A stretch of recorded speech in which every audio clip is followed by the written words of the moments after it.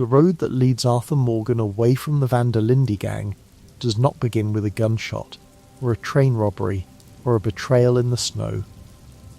It begins with a woman looking at him as if she can still see the man he almost became. Mary Linton is not a miracle in Arthur's life, and that matters. She cannot wash the blood from his hands. She cannot make Dutch vanish from his heart. She cannot cure the sickness already waiting in his lungs. But she carries a question that follows Arthur through the whole story, soft and painful and impossible to ignore. What if he left before the end? What if the man who spent his life saving everybody else finally took the hand reaching back for him? In the world we know, Arthur does not go. He helps Mary again and again, and then he lets the door close. He tells himself there are people who need him. He tells himself he has duties. He tells himself he is too far gone for the kind of life Mary wants. Some of that is true. Some of it is fear wearing the clothes of loyalty. Arthur has lived so long inside the gang that freedom without Dutch feels almost unreal. He can rob a train, break a man out of jail, fight through a town, or stare down a gun without losing his shape. But a quiet life with Mary frightens him because it asks for a different kind of courage. It asks him to be ordinary. This what if begins in Saint Denis, after Mary asks for help with her father and Arthur follows her into one more sad little errand from the past. The city is loud around them, full of streetcars, smoke, polished shoes, and people who believe the future belongs to them.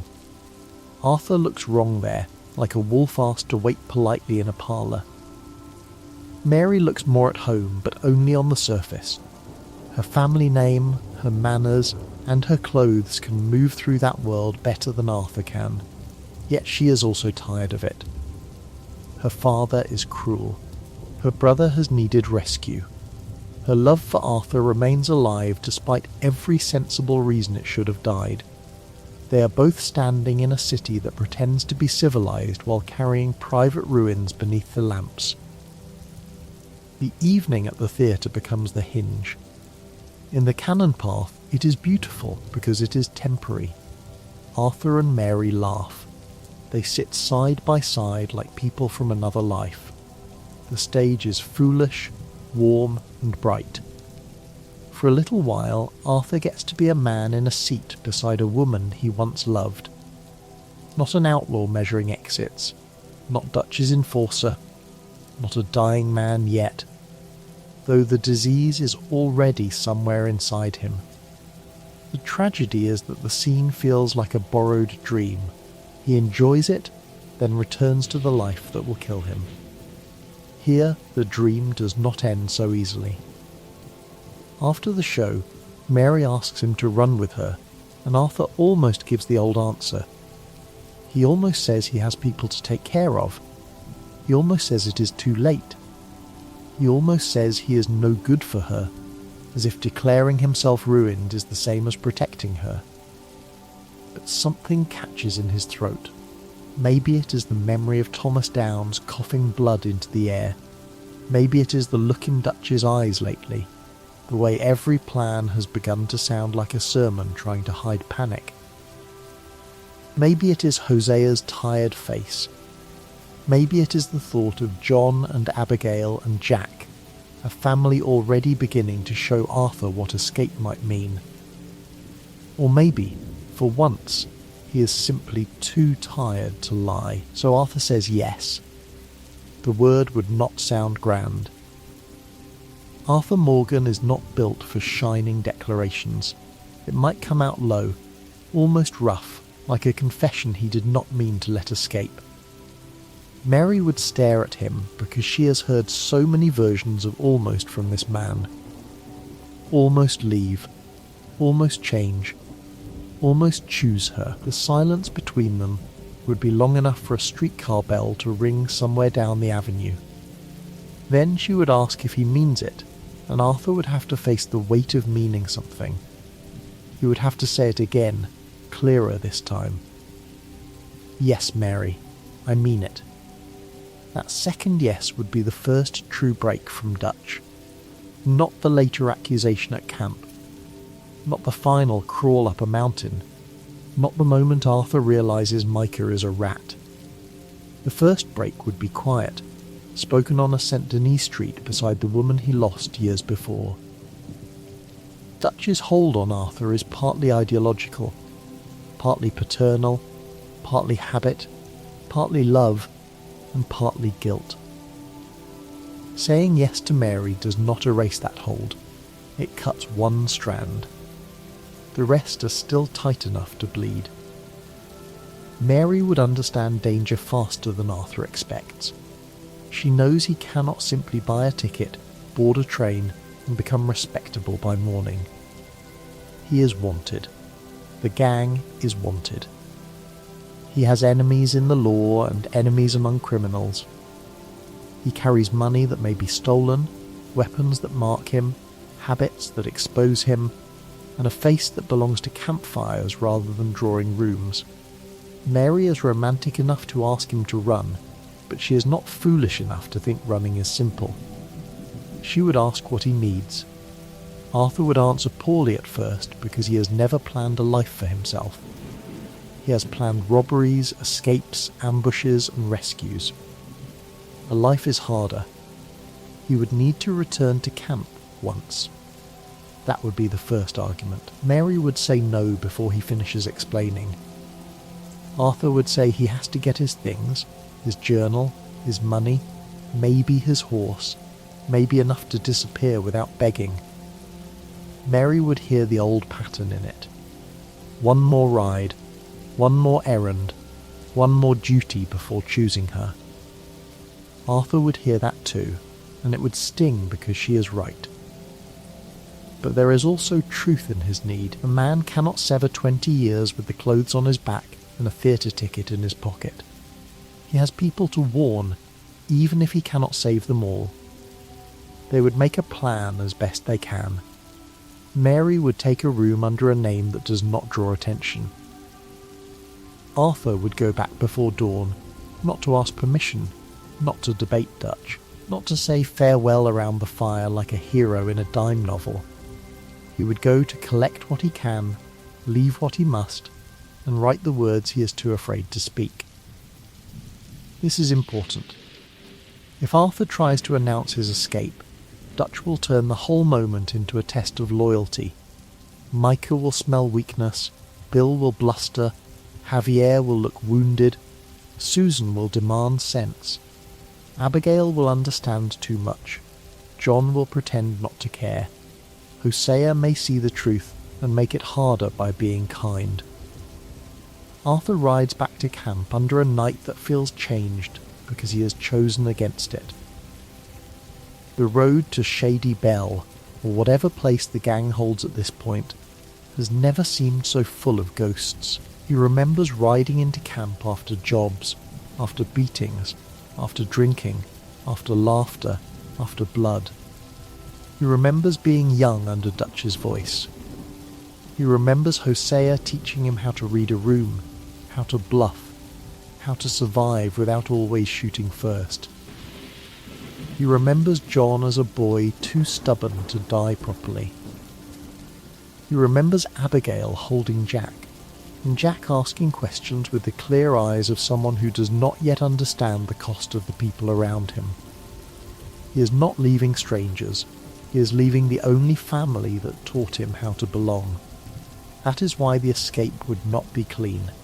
A clean escape would be false to Arthur. He does not hate the gang. He hates what it is becoming, and even that hatred is tangled with love. Dutch raised him. Hosea shaped him. The camp fed him, needed him, joked with him, angered him, gave him a place to be useful. Leaving means betraying the dream, even if the dream has already begun betraying everyone inside it.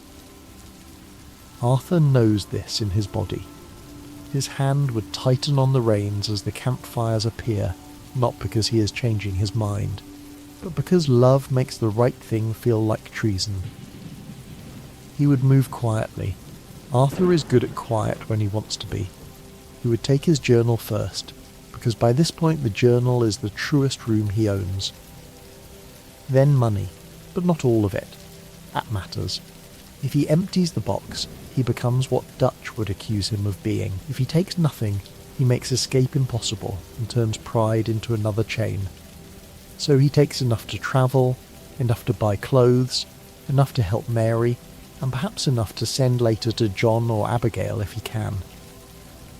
He leaves the rest because some piece of him still believes the people at camp will need it more than Dutch deserves it. The letters would hurt more than the leaving. To Hosea, Arthur might write the closest thing to an apology he can manage. He would say he is tired, that he should have listened sooner, that he cannot keep pretending the plans are plans. He might tell Hosea to get out if he can, though he knows Hosea may be too loyal, too old, or too responsible to abandon the others. To John, he would write clumsier, sharper words, take Abigail and Jack, and leave when the chance comes. Do not be a fool for Dutch. Do not wait for permission. To Abigail, he might leave money hidden in something ordinary, with a note so short it almost looks rude, because tenderness embarrasses him. For Jack, perhaps a small book or a carved toy, something that says more than Arthur can. For Dutch, he would write nothing at first. Then he would write one line. I am done. That would be all. Any more would become an argument, and Dutch is strongest when given language to fight with. Arthur has spent years explaining himself to Dutch in advance, trying to match his feelings to Dutch's philosophy. Leaving with one sentence denies Dutch the performance. It also wounds Arthur, because some boyish part of him still wants Dutch to understand. But the man Arthur is becoming knows understanding may never come. A short goodbye is sometimes the only way to escape a person who can turn every long goodbye into a cage. Hosea might wake. That would be the scene that makes the escape ache. Arthur, almost out, finds Hosea standing near the edge of camp with a blanket over his shoulders, looking older than he did the night before. Hosea does not need Arthur to explain much. He has watched Dutch changing. He has watched Arthur watching Dutch. He has known for years that Mary remains the one name capable of making Arthur look like he has somewhere else to be. Hosea might ask, soft and tired, if this is real. Arthur would say yes. Hosea would look toward the sleeping camp and then back at him, and the silence would be full of everything they cannot fix. Hosea would not stop him. That is the mercy. He might say Arthur is doing what he should have done years ago. He might say it with sadness, not judgment. He might tell Arthur to ride before Dutch wakes. He might even press a little extra money into Arthur's hand. Not much, just enough to make Arthur angry from the kindness of it. Arthur would refuse. Hosea would insist. The old con man and the old outlaw would stand there, both knowing this may be their last conversation, both pretending it is only another practical arrangement. At the end, Hosea might embrace him, and Arthur would stand stiff for 1 second before breaking enough to return it. John might wake too, or perhaps Arthur finds him by the horses, because John has always had a talent for appearing at the wrong time. Their goodbye would be more awkward. John would ask where he is going. Arthur would say away. John would make a joke, then stop when Arthur does not laugh. The truth would land between them slowly. John would feel abandoned before he feels warned. Arthur has been hard on him for years, often unfairly, often because John represents everything Arthur lost and could not admit wanting. Now Arthur is leaving him inside the mess. John might say as much, with that wounded anger he carries badly. Arthur would take it, because he deserves some of it. Then Arthur would say the thing he means, "You get them out, John. Abigail and Jack. If I hear you did not, I will come back and haunt you worse than Dutch ever could." John would roll his eyes because that is easier than crying, but he would hear it. In this version, Arthur's escape plants the seed earlier. John does not yet know how bad the collapse will become, but Arthur's leaving proves that leaving is possible. That matters. Sometimes one person walking away opens a door in another person's mind. When Arthur rides out for the final time, the camp does not explode behind him. It simply remains there, half asleep, unaware that one of its load-bearing beams has gone. That quietness is cruel. Arthur might want thunder, shouting, some sign that the world understands the size of what he is doing. Instead, there is only damp earth, the smell of smoke, a horse breathing, and the low sound of camp settling into morning.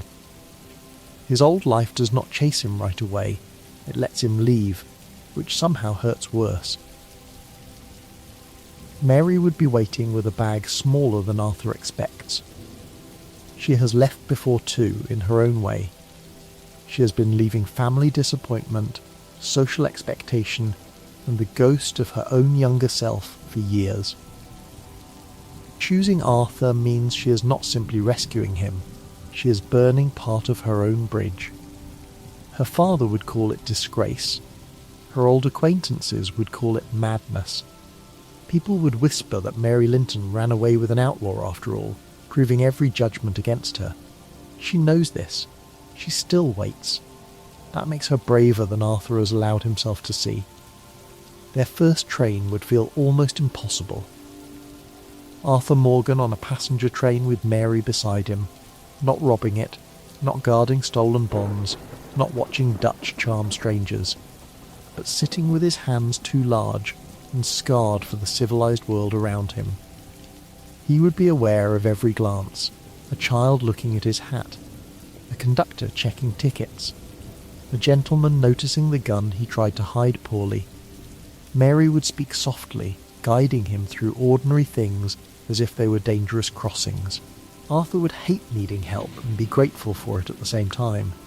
They would choose names. Mary might become Mrs. Linton still, because keeping her own name draws less trouble than inventing a marriage too quickly. Arthur might use a name from old cons or something plain enough to vanish inside a hotel register. He would dislike the lie, which is funny because he has lied all his life. But this kind of lie feels different. In the gang, a false name is a tool for theft or survival. With Mary, a false name becomes the frame around a hoped-for life. He is not pretending in order to take something. He is pretending in order to protect the fragile chance he has finally accepted. The first days away would be full of small humiliations. Arthur does not know how to be idle. He wakes before dawn, checks the door, checks the window, listens for horses, and reaches for a gun that Mary has asked him not to place under the pillow. He eats too fast. He watches men in restaurants as if every stranger might be Pinkerton or O'Driscoll. He flinches at police whistles. Mary tries to be patient, then loses patience, then regrets it. Escape is not a doorway into peace. It is a long withdrawal from danger, and Arthur's body does not trust peace enough to enter it easily. Mary would have her own adjustment. She asked Arthur to leave, but asking is cleaner than receiving. The man who comes with her is not the memory she loved as a girl. He is older, rougher, guiltier, less romantic, more tender in hidden places, more frightening in others. He carries violence like weather in his bones. He can be gentle with a child in the street and terrifying to a drunk who insults her. He can make her laugh at breakfast and vanish into himself by evening because a church bell sounded like something from another town. Mary wanted Arthur. Now she must learn the full cost of having him. This is where the story becomes richer than a simple rescue. If Arthur escapes with Mary, the central question is not whether love can save him, it is whether love can make him honest. Mary does not need a saint. She needs Arthur to stop using damnation as an excuse. Arthur has often treated himself as already lost, which lets him avoid the terror of choosing differently. With Mary, that excuse no longer works. If he hurts her, it is not because fate forced him. If he leaves again, it is not because Dutch owns him. If he lies, drinks, runs, or hides behind guilt, Mary will see it plainly. Love becomes less like comfort and more like a mirror. They might go north first, then east, because the west is too full of old names. Boston is possible because Mary has ties there in some readings of her future, and because an eastern city would be almost comically wrong for Arthur. The wrongness is useful. The farther he is from the old landscape, the harder it is to pretend he has simply taken a longer job for the gang. Brick streets, fog, docks, boarding houses, cold rain, crowded markets, men in collars, women moving with purpose, newspapers full of distant disasters. Arthur would feel like a bear asked to live inside a clock. He would look for work because money taken from camp cannot last, and because idleness makes him dangerous to himself. The first jobs would be bad fits, a warehouse guard perhaps, where his size helps but his temper threatens the foreman. Stable work, where horses calm him and the smell of hay feels closer to sense. Dock labour, where men ask fewer questions if a man can lift enough and keep quiet. He might try honest work with the stubbornness of a man learning a new language. He would not become good at respectability all at once. He would break tools, argue with bosses, and come home with bruised knuckles he claims came from crates. Mary would work too, though differently. She has a better hand for letters, social arrangements, small negotiations, and the delicate labour of appearing acceptable in rooms that would reject Arthur if given enough information. She might sew, teach music or reading, help in a shop, manage accounts for a widow, or write on behalf of people who need proper words. Her skills are quiet, but they keep the escape alive. Arthur would slowly realise that the life he once dismissed as soft has its own forms of strength. Mary can endure humiliation without drawing a gun. She can win an argument with posture, timing, and a sentence. Arthur would find that almost mystical. Their love would return unevenly. It would not be a rush of perfect romance. They have too much history for that. There would be tenderness, then old resentment, laughter, then silence, a hand held under a table, then a fight about money. Mary would ask why he never told her certain things. Arthur would say some things are better left alone. Mary would answer that left alone is exactly how his whole life rotted around him. He would snap. She would go quiet. Later he would apologise badly, perhaps by fixing something in the room, or leaving coffee beside her rather than saying the whole sentence. Mary would understand the apology and still make him say it eventually. The shadow of Eliza and Isaac would enter slowly. Arthur has carried that grief in a locked part of himself for years. With Mary, locked rooms become harder to maintain. She would know there was another woman and a child, maybe not every detail at first, but enough to feel the shape of the sorrow. Arthur might tell her one night because he wakes from a dream and cannot pretend. He tells her about visiting them, about $10, about finding them murdered, about the guilt that never found anywhere to go. Mary would listen with tears that do not ask to be comforted. That night would change them. She would finally understand that Arthur chose the gang over her, and also chose numbness after losing a life he never knew how to protect. Arthur would begin drawing more. In canon, his journal is a private record of a man noticing the world more gently than his life suggests. Away from the gang, the journal becomes even more important.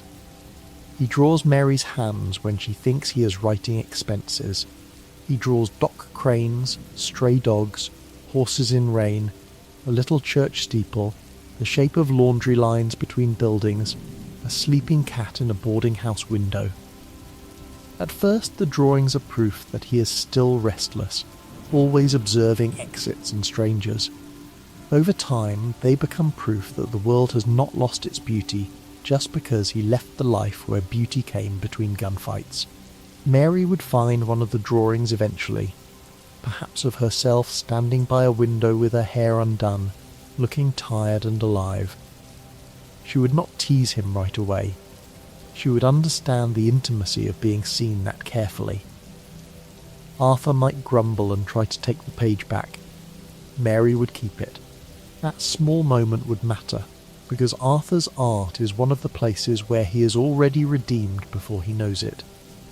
He notices, he cares, he preserves the fragile shape of things. A man who can draw the curve of a bird's wing or a woman's hand with tenderness is not as empty as he claims. But the body keeps its own ledger. The cough would come with him. At first, Arthur would dismiss it. Dust from the road, cold air, bad lodging, city smoke, too many years sleeping outside. Mary would worry sooner than he does. She would hear the cough at night, feel the heat in his skin, notice the way he tires after work he should be able to do easily. Arthur would hate her concern, because concern makes the sickness real. He would rather be stubborn than afraid. But tuberculosis does not care whether a man is brave. It has already entered him by the time he chooses Mary. The escape changes the room around the disease. It does not erase the disease. The doctor would be an ordinary man in an ordinary office, which might make the diagnosis more devastating than the St. Denis scene in Canon. There is no grand moral thunder, no dramatic collapse after Guarma, no sense of the universe pointing a finger at Arthur on a city street.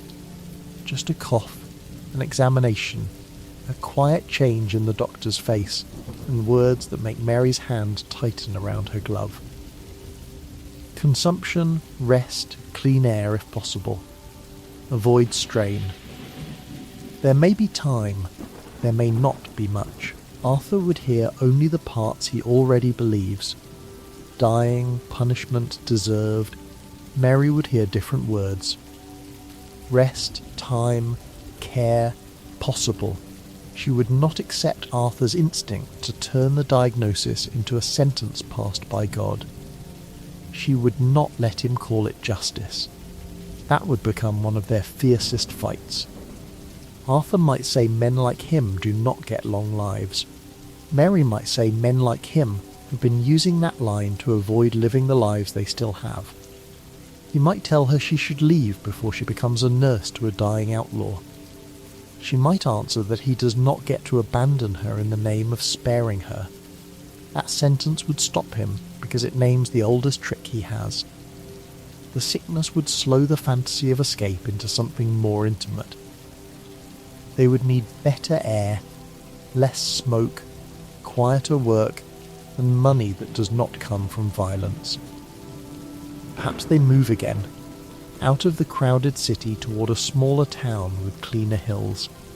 A place where Arthur can work with horses a little, repair fences, write letters for illiterate workers with Mary's help, or do odd jobs that do not demand his whole body every day. He would hate being weak in front of her. She would hate watching him suffer. Yet there would be mornings when the light comes through a thin curtain and he is still there, and that alone feels like a miracle neither of them says aloud. Arthur's first honest room with Mary would be small. It should be small. A huge house would feel wrong, as if the story were trying to reward him with a fantasy he has not earned. A rented cottage near a river, or 2 rooms above a stable, or a narrow house at the edge of a town where strangers do not ask too many questions would suit them better. There would be a bed that creaks, a stove that smokes, a table with one bad leg, a window Mary keeps clean, and a place by the wall where Arthur tries not to hang his guns too visibly. It would not be paradise, It would be a test of whether two people shaped by disappointment can make ordinary things feel sacred. Mary would bring order to the room slowly. Curtains, clean linen, a little shelf for cups, a vase if there are flowers, even wild ones. Arthur would pretend not to notice, and then notice everything. He would fix the table leg. He would repair a loose hinge. He would split wood badly on a day he should have rested, then cough until Mary nearly cries from anger.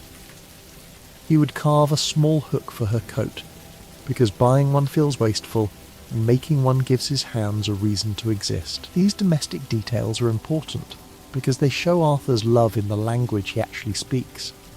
He may never become a man of easy speeches, but he can mend a room until the room begins to hold them.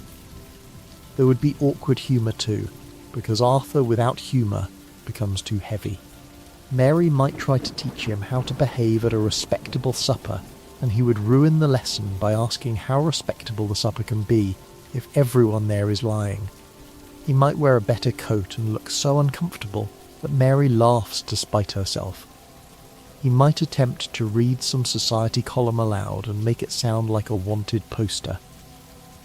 Those small moments would let the life breathe. The tragedy of Arthur Morgan is not that he is incapable of joy. It is that joy keeps arriving in places where he believes he has no right to keep it. The first time Arthur goes several days without drawing his gun, he might not realise it until Mary does. She would notice the absence before he does, because she is watching the man, not the weapon.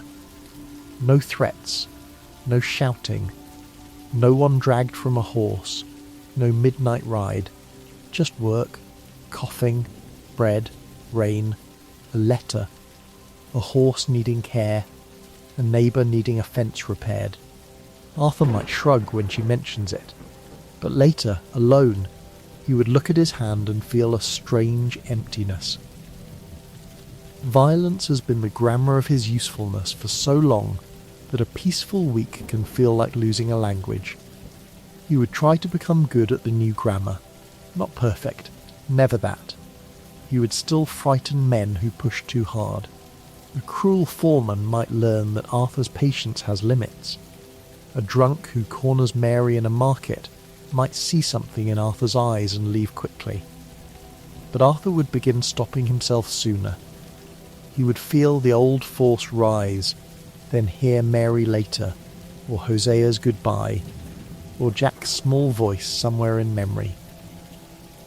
He would learn that restraint is not the absence of anger.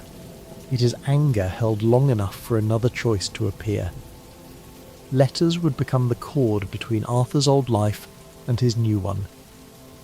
For a while there would be no answer. That silence would eat at him. He would tell Mary it is better that way, then stand by the post office longer than needed. He would imagine Dutch reading his one-line note and turning pale with rage. He would imagine Micah laughing. He would imagine Hosea folding the letter and saying nothing. He would imagine John tearing his up, then smoothing it out later when no one could see.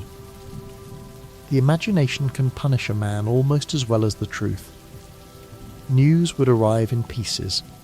A newspaper mention of a failed robbery in St. Denis. Rumours of dead outlaws. A banking district shaken, Pinkertons swarming, a name half spelled wrong.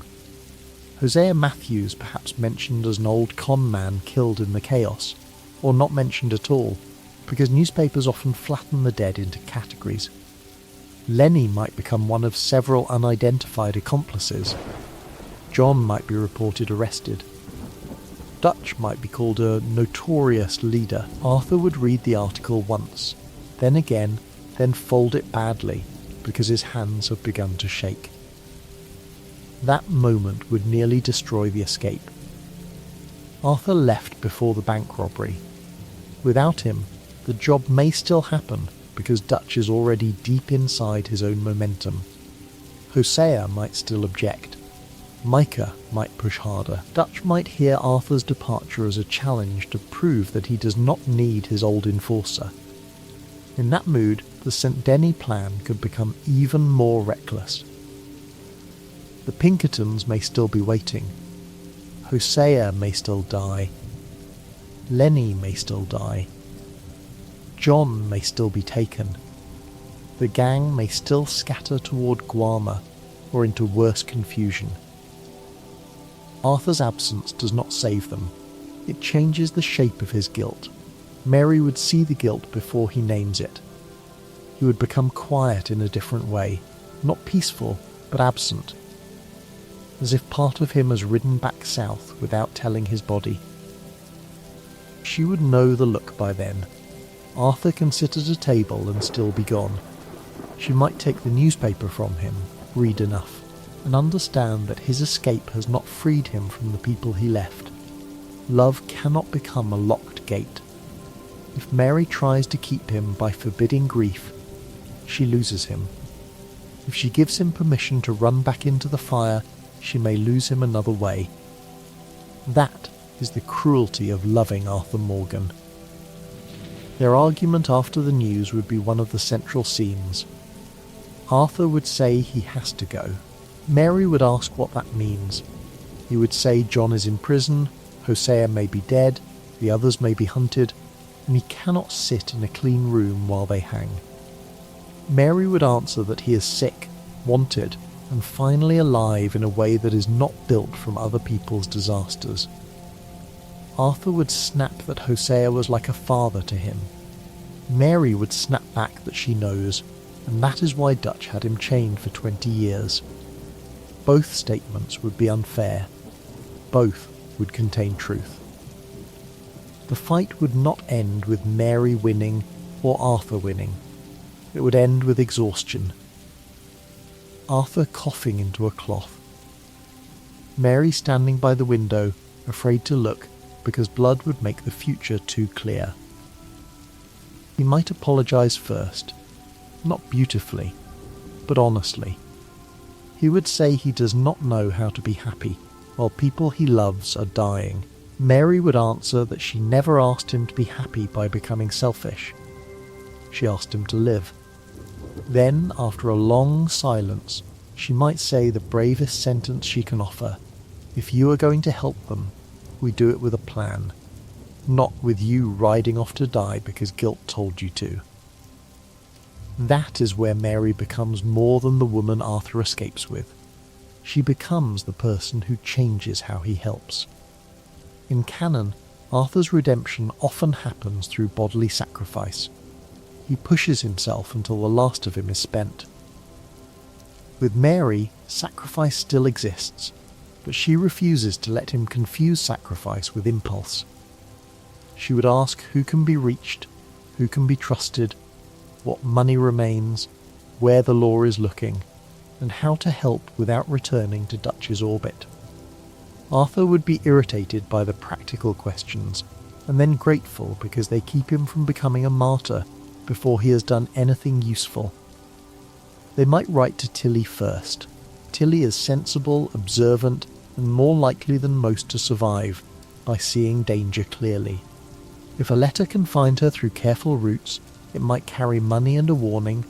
Leave if you can, help Abigail if she needs it, send word about John. They might write to Charles if Arthur knows where he might pass, because Charles is the kind of man who can act without noise. Sadie would be harder.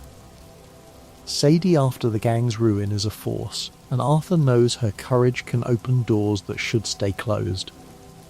Yet if John is imprisoned, Sadie may be exactly the person willing to risk the rescue. The question becomes how to coordinate without letting the old chaos take command again. Arthur would also think of Abigail. In this version, his letter to her before leaving may become a seed she clings to after the bank disaster. If John is captured and the gang is scattered, Abigail has Jack to protect and fewer people to trust. Arthur's money hidden for her might become the difference between panic and movement. Mary, hearing about Abigail, would feel something complicated. This woman Arthur speaks of with rough respect is not a romantic rival, but she is part of the life that keeps pulling him back. Mary would have to accept that Arthur's love is not narrow. He loves badly sometimes, clumsily often, but when he loves, he becomes responsible in his own mind forever. The rescue of John could happen without Arthur physically storming Caesarca in the same way. That is one of the most interesting changes. Canon Arthur and Sadie break John out through direct action. Here, Arthur is too sick to simply recreate that ride, and Mary would not allow him to pretend otherwise. So the plan becomes slower. Bribes, forged notes, a stolen uniform, information from a sympathetic worker, a distraction arranged by Sadie, a boat secured by Charles, a route planned by Arthur from memory and instinct. Arthur may still have to ride near the danger, but not as the single unstoppable man at the centre. He must learn to help as part of a web rather than as the whole blade. This would frustrate him. Arthur is used to solving problems by entering them. Waiting outside while others move would feel like cowardice at first. Mary would remind him that cowardice is not the same as staying alive long enough to be useful. That idea would take time to enter him. In the gang, Arthur's value was often measured by how much danger he could absorb. With Mary, his value must become separate from damage. He is not worth loving because he can survive bullets. He is worth loving because he is Arthur, which may be the hardest belief he ever tries to hold.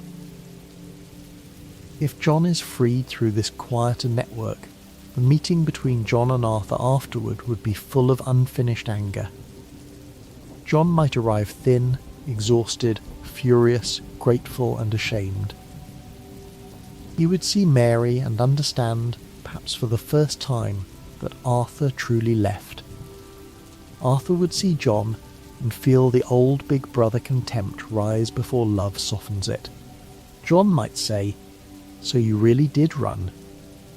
Arthur might answer, "And you really did get yourself locked up." They would insult each other, because tenderness needs a disguise. Then Abigail might step between them and say there is no time for either of them to be fools. Mary and Abigail together would be a powerful contrast. They come from different worlds, but both know what it is to love a man trained to mistake danger for purpose. Abigail would understand Mary's fear instantly. Mary would understand Abigail's exhaustion. They might not become close in a sentimental way. Their lives are too different, their manners too different, their burdens too specific. But there would be a respect between them. Mary chose Arthur knowing his past.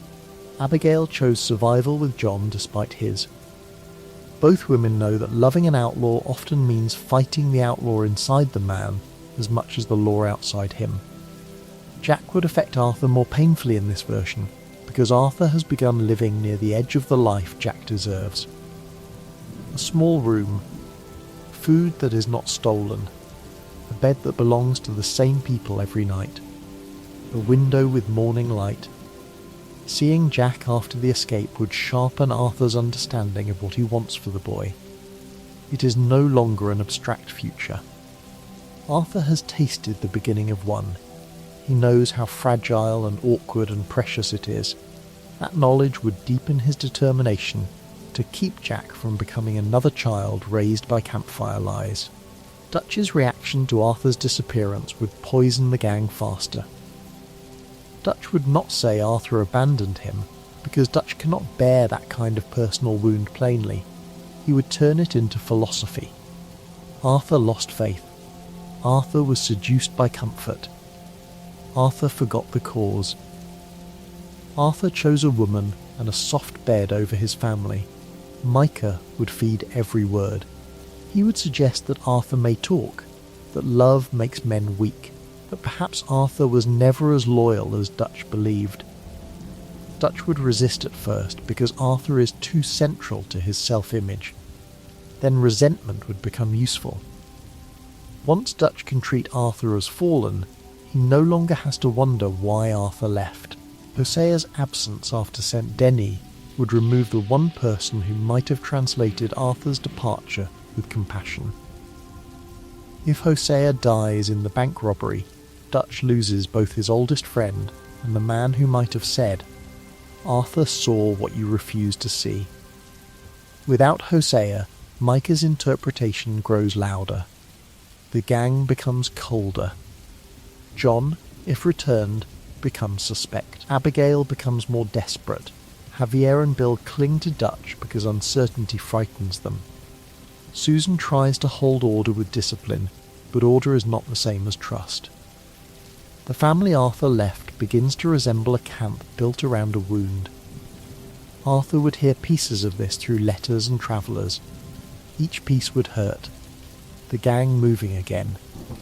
Dutch becoming more violent. Cornwall dead. The Pinkertons closer. People leaving. Molly breaking. Reverend Swanson gone. Strauss perhaps still sending debts until someone stops him. Arthur would see the old life collapsing from a distance, and distance would make him feel both powerless and guilty.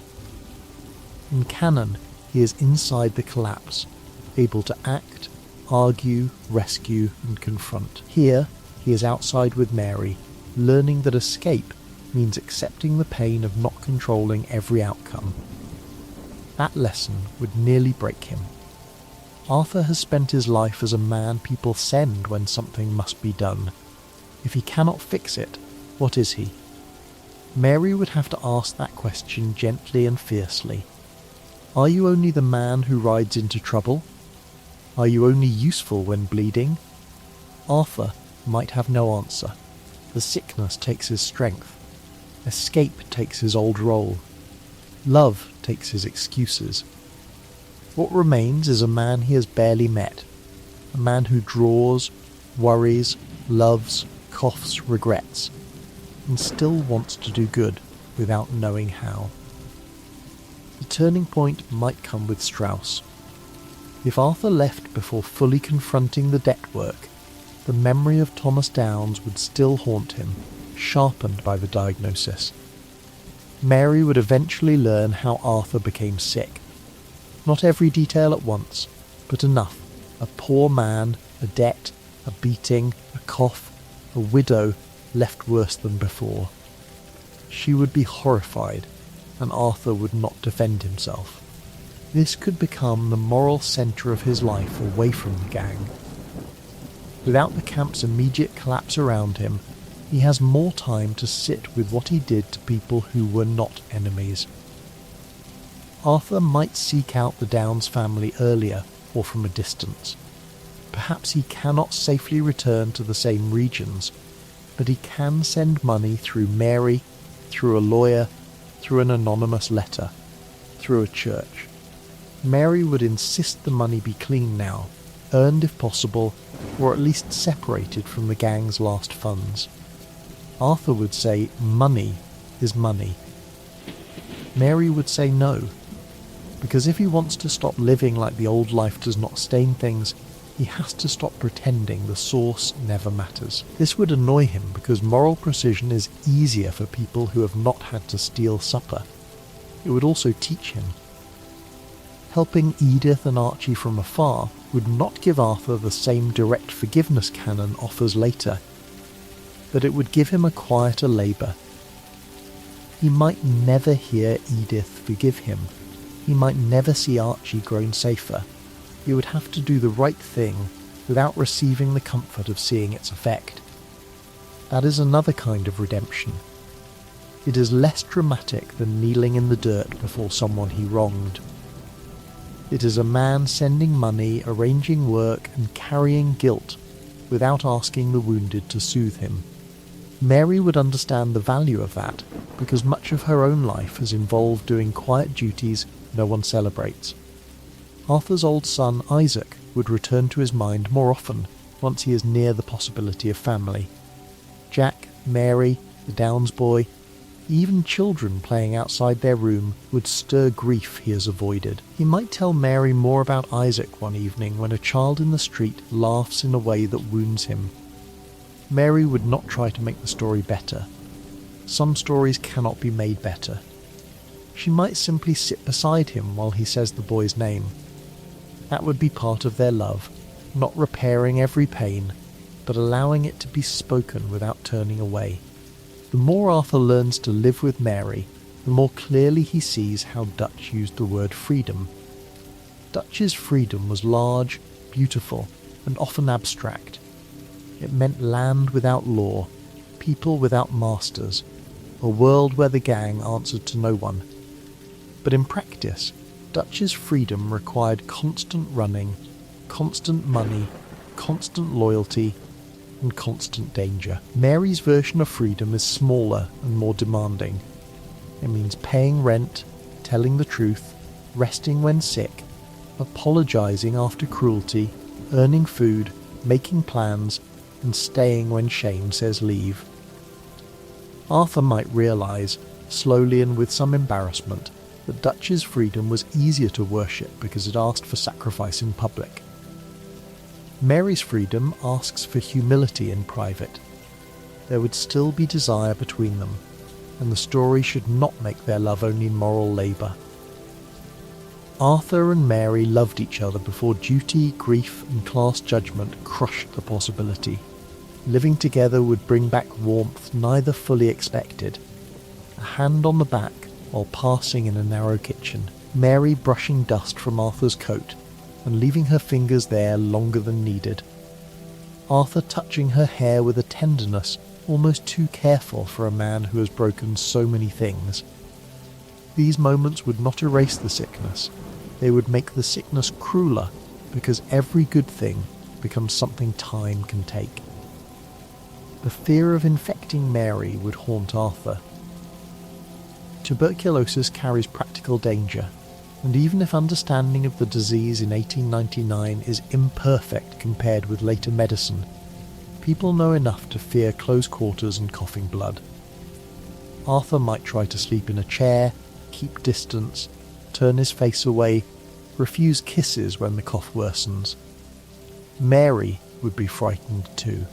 Love does not make her careless, but she would also resent any attempt by Arthur to make decisions for her in the name of protection. This becomes another version of the same conflict. Arthur wants to leave before he can be left, wound before he can be wounded, spare people by denying them choice. Mary keeps dragging choice back into the room. Their best days would be very simple. A ride outside town when Arthur is strong enough. Mary reading while he sketches. A meal that turns out badly and makes them laugh. Arthur teaching Mary how to handle a revolver, not because he wants her violent, but because the world has taught him helplessness is dangerous. Mary teaching Arthur a song he pretends not to know later. A letter from Tilly saying she is alive. A line from Charles saying John and Abigail have moved. A day without blood in the cough. A night when Arthur sleeps long enough to wake confused by peace. Those good days keep the what-if from becoming only misery. Arthur escaping with Mary should matter. He should receive something canon denies him, the chance to be loved while trying to change, rather than being mourned only after proving it. But the story remains Red Dead, because the world does not pause its violence for one man's fragile happiness. The Pinkertons keep hunting, Dutch keeps falling, Micah keeps whispering. John remains tied to a future that will still end badly, unless enough people bend the road. Arthur and Mary live in a pocket of borrowed time, and borrowed time is still time. Eventually a direct threat would find them. It might be a Pinkerton investigator following an old trail. It might be a bounty hunter who recognises Arthur from a poster. It might be one of Micah's men sent after rumours that Arthur is alive and soft. The exact source matters less than the test it creates. Arthur's new life cannot depend on never being found. It must survive being found without becoming the old life again. The first time danger comes to their door, Arthur's body would remember faster than his conscience. He would move Mary behind him, reach for the gun, and become terrifyingly calm. Mary would see the man he used to be in full, for perhaps the first time. She has known Arthur was dangerous. She has heard stories, seen his scars, watched men step aside. But seeing him prepare to kill in a room where she has folded linen and placed flowers would be different. The old world entering their home would feel like a violation. If Arthur kills the threat, the room is saved and changed. If he spares him, risk remains. There is no clean option. This is why escape stories are hard. The past does not ask politely before returning. Arthur might choose restraint if he can. A warning shot, a disarming blow, a threat delivered with enough cold authority to send the man away. Or perhaps he kills because the threat is too real, then hates the fact that part of him still knows how easily it happens. Mary would not judge him simply for defending them, but she would watch what follows. Does he become excited by danger? Does he talk about leaving before trouble spreads? Does he hide the blood from her as if secrecy is mercy? The aftermath matters more than the act. Arthur's transformation is measured by what he does after violence, not by pretending violence can never touch him again. After that incident, they would have to move. This movement would feel different from the first escape. The first time, they ran toward a possible life. This time, they run to protect the life already begun. Arthur would feel the old nomad pattern returning and fear it. Mary would pack with a steadiness that breaks his heart. He might apologize for bringing this upon her. She might answer, tired and honest, that he did bring it, but she chose him anyway, and now they have to keep choosing intelligently.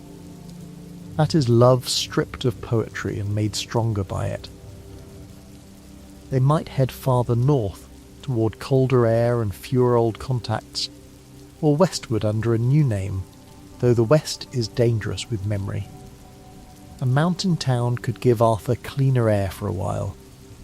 Snow would remind him of Coulter, of the beginning of the gang's final year, but here snow might also mean stillness. Mary would struggle with isolation. Arthur might thrive outwardly and suffer inwardly because quiet gives memories room. The landscape becomes almost another character, asking whether they can build a life somewhere that does not belong to either of their pasts. News of Dutch's final camp would reach them late. Beaver Hollow, Betrayal, Pinkertons, Micah, people scattered. In this version, Arthur is not there to accuse Micah in front of everyone. That means the truth may emerge differently. Perhaps Milton still reveals it to Abigail or Sadie. Perhaps Charles and Sadie piece it together. Perhaps John brings word after escaping. Without Arthur's final confrontation, Dutch may stay under Micah's influence longer, or the collapse may happen in a more chaotic rush. Arthur would understand then that leaving changed the ending, but did not remove the rot. The gang was already dying. His presence in canon gave the death a witness and a moral voice. His absence leaves a hollower ruin. That realization would hurt, because Arthur has to accept two opposing truths. He was not powerful enough to save the gang by staying. He was also important enough that leaving changed the lives inside it. Both are true. A man can be neither saviour nor irrelevant. Mary would help him hold that middle place. She might tell him that guilt keeps pretending it is responsibility, because responsibility gives it dignity. Arthur would grumble that she has too many words, but he would think about it for days. If Arthur hears that Micah survived, something old and hot would wake. Micah represents the part of the old life Arthur can hate cleanly. Dutch is complicated. Hosea is grief. John is responsibility. Abigail and Jack are hope.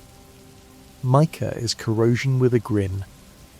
In canon, Arthur dies with Micah still breathing, and John later finishes the revenge. In this timeline, Arthur might be tempted to hunt Micah himself. to prove he has not become too weak, to avenge the gang, to satisfy the part of him that still wants a final enemy. Mary would recognise the danger instantly. Micah would be the easiest excuse Arthur has ever had to throw away the life they built. The argument over Micah would be different from the argument over John. Saving John is an act of care. Hunting Micah is more tangled. Arthur might say Micah will hurt more people, which is true. Mary might answer that many dangerous men breathe in the world, and Arthur does not owe each one his remaining life. Arthur would say Micah betrayed them. Mary would ask whether killing Micah brings Hosea back, or Lenny, or the years Dutch took. That question would enrage him, because the answer is obvious and still useless against the hunger. Revenge does not need to be logical to feel like oxygen. John would matter again here. If John is alive and trying to build a life with Abigail, Arthur might write to him with the truth. Micah is alive, and I do not know what to do with that. John might answer badly or not at all. He is not a man of clean counsel. But perhaps Abigail writes instead, telling Arthur that if he rides after Micah, John will follow someday, and if John follows, Jack loses more than he should. That would strike Arthur where vengeance cannot defend itself. He may be willing to spend his own life. He is less willing to spend Jack's. So Arthur does not hunt Micah. That would be one of the strongest choices in this what if. Not because Micah deserves mercy. He does not. Not because justice has been satisfied. It has not. Arthur refuses because he finally understands that a righteous killing can still serve the wrong master inside him. He sends information to someone safer, perhaps Sadie, perhaps Charles, perhaps John later when the future closes in. But he does not give Micah the last of his body. For Arthur Morgan, leaving an enemy alive for the sake of love may be harder than dying in a fight. Mary would know what that choice costs him. She would not celebrate it too loudly. She would simply sit with him through the restless night after he makes it. Arthur might shake with suppressed fury. He might curse Micah, Dutch, himself, the whole world. Mary would let the storm pass without mistaking it for failure. By morning, he is still there. That is victory in this life. Not a sunrise on a mountain after a final fistfight, but a sick man sitting at a table, still alive, having refused to let hatred choose the road. As months pass, Arthur's body would weaken in uneven waves. Tuberculosis can seem to retreat before returning harder. There would be weeks where he rides slowly, works lightly, laughs more, and almost convinces Mary they have years. Then, fever, blood, weight loss. Exhaustion, the hollowing of the cheeks. The way his clothes begin to hang differently. Arthur would hate every visible sign because it makes him feel like a burden. Mary would hate the same signs because she loves the body being taken from him. Their intimacy would become full of care, broth, blankets, opened windows, laundered cloths, arguments about rest, hands held when words fail. Arthur might begin writing more honestly as the illness advances. He would write to Mary even while living beside her, perhaps because paper lets him say what his mouth resists. He would write that he is sorry for all the years he made her ask twice. He would write that he thought love meant ruining her less by staying away, and he was wrong.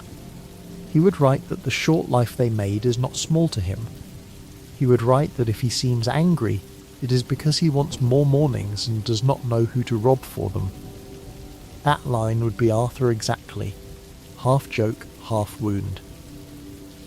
Mary would keep those pages, though she might not read them all at once. She would have her own anger at him, even near the end. That matters too. Loving a dying person does not make grief holy every hour. She would be angry that he came late. angry that he is leaving early, angry that she finally got him and still has to lose him, angry that part of her always knew this could happen and chose it anyway. Arthur might tell her she should have left him in St. Denis. She would tell him never to insult her choices like that again. Even dying, he would almost smile. At some point Mary would ask him to marry her, or perhaps Arthur would try to ask and ruin the sentence so badly that she has to rescue it. This question would carry strange weight. They have already run together, shared rooms, shared danger, shared sickness, and chosen each other beyond the approval of family or society.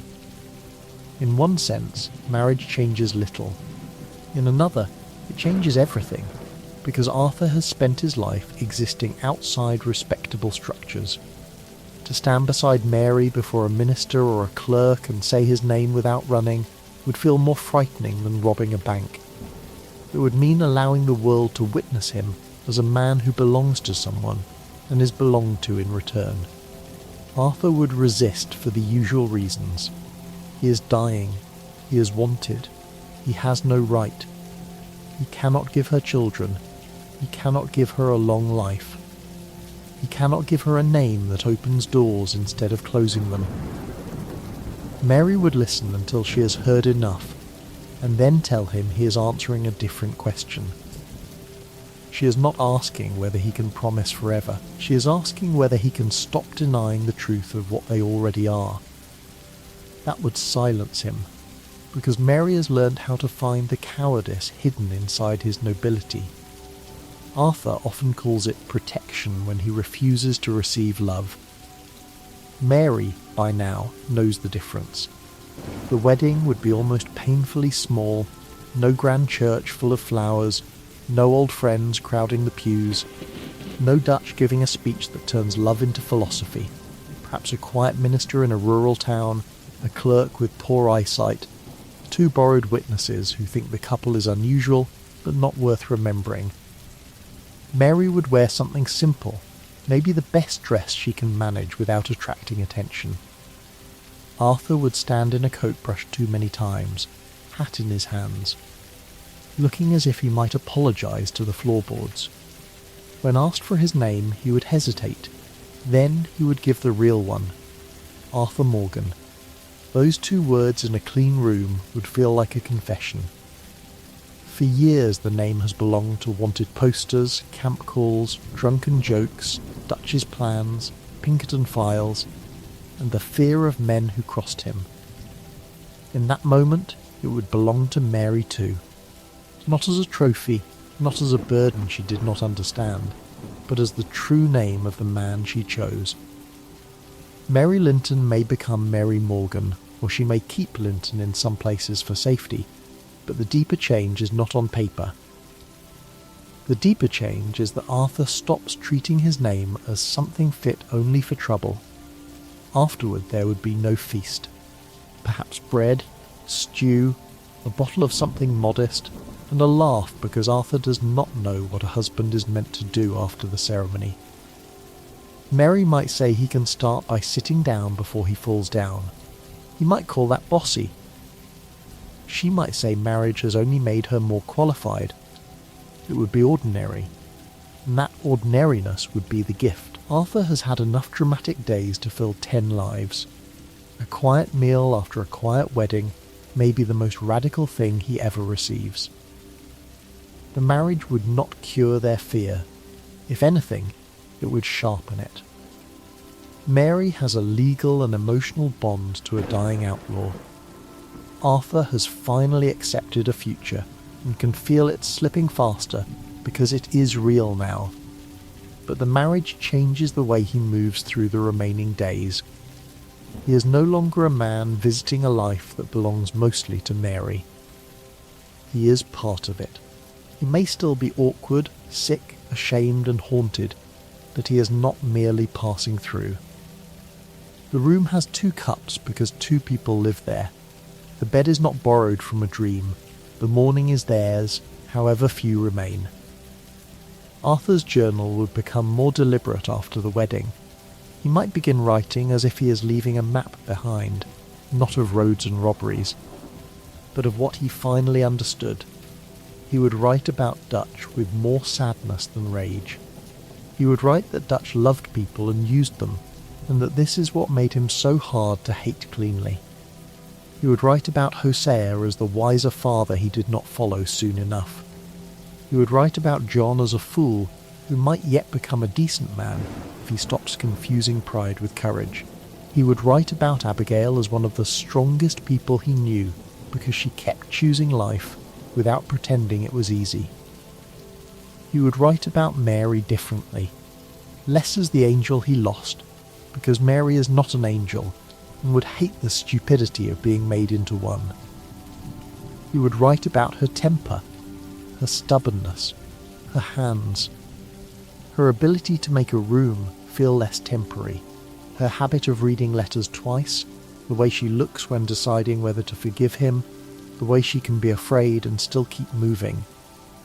He would write that he used to think loving her meant ruining her, and now he thinks refusing love is its own kind of ruin. That sentence might be one of the truest he ever puts down. Mary might read some of these pages while he is alive, with his permission or after he thrusts the journal at her in frustration and tells her she might as well know everything. She would not understand every reference. The gang's internal history is dense with names, jokes, betrayals, places and wounds, but she would understand the emotional shape. She would see how much Arthur noticed, how much he cared, how much tenderness was hidden under all that roughness. It might grieve her to realise he had been a better man internally long before he allowed his life to become better externally. Letters from the scattered gang would continue to arrive rarely, like birds crossing a storm. Tilly safe somewhere. Mary Beth moving toward a gentler life. Pearson alive. Reverend Swanson perhaps finding a pulpit and a second chance.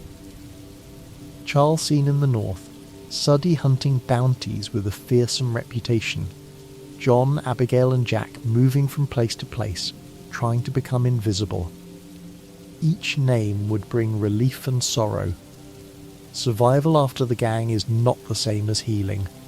Everyone is alive in fragments, carrying a different shard of the broken family. Arthur would want to see John once more. Mary would know it before he asks. The meeting might happen quietly, arranged through letters and caution, in a town where no one knows either man well. John would arrive with Abigail and Jack, older from fear even if only months have passed. Arthur would be thinner than John expects. John would try not to show shock and fail.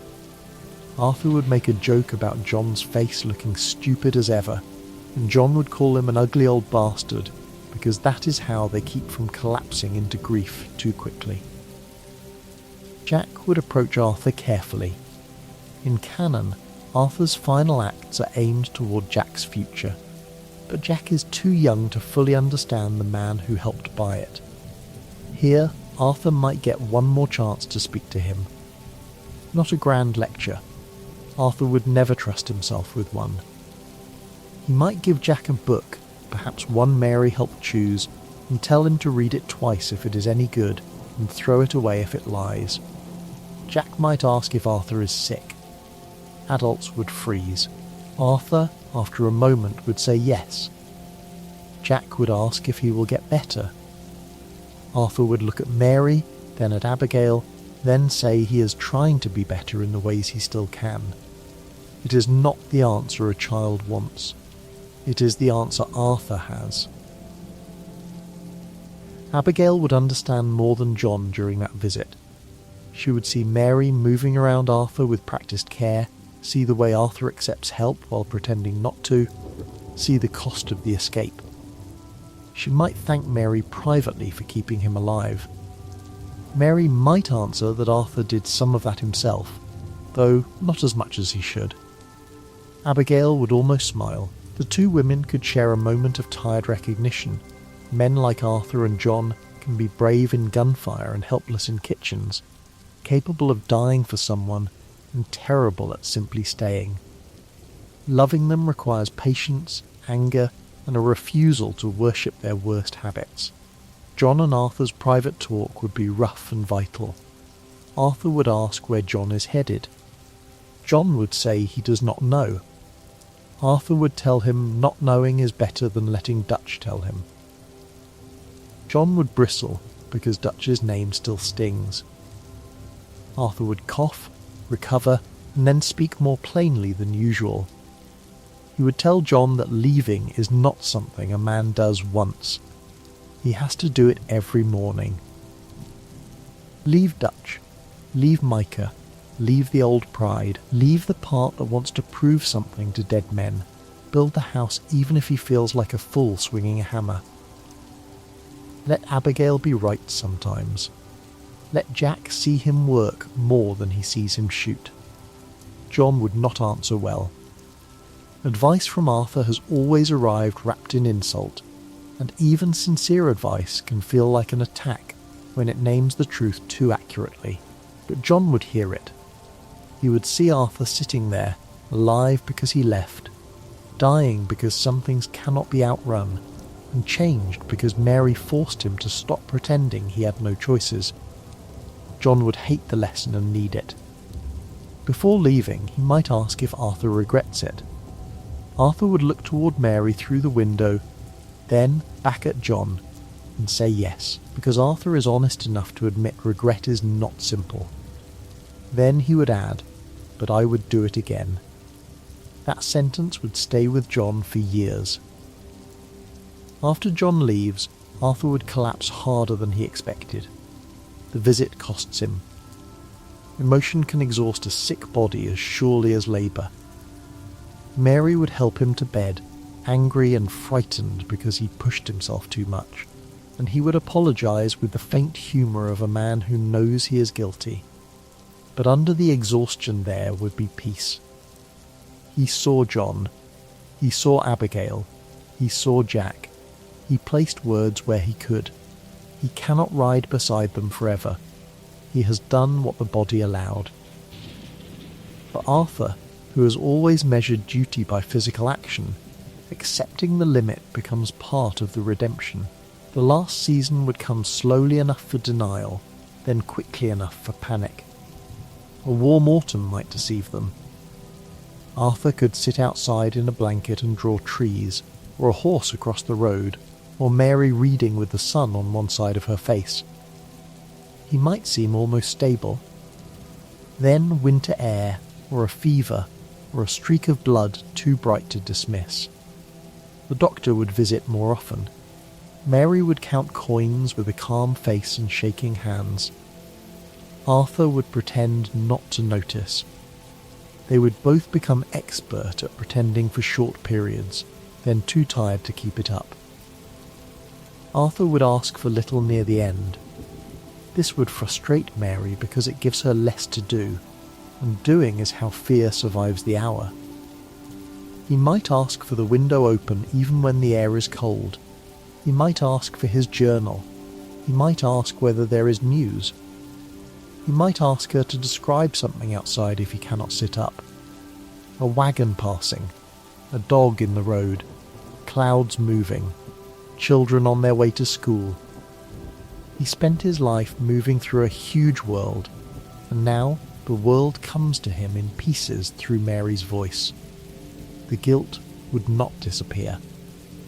Redemption is not a sponge. Arthur would still dream of men he beat, debts he collected, bodies left in mud, Dutch's voice calling him son, Hosea falling, Lenny laughing, John shouting, Micah grinning, Thomas Downes coughing. But the difference is that he does not face these dreams alone. Mary wakes him. Mary knows enough of the names to understand their weight.